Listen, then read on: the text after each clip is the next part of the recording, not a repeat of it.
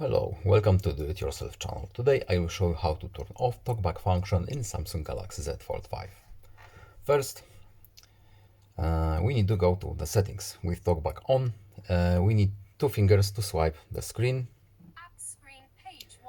Then, tapping once, we select option, and double tap, we enter the menu. So, we're looking for accessibility functions. We have to swipe with two fingers, of course, and accessibility is here, one, double tap, talkback is here, one, and double tap, and here we have our talkback function.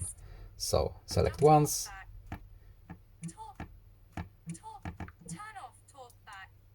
select turn off, yes, and talkback is now turned off. I hope this video was helpful to you. Please leave a like, subscribe, have a nice day, and see you in the next video. Goodbye.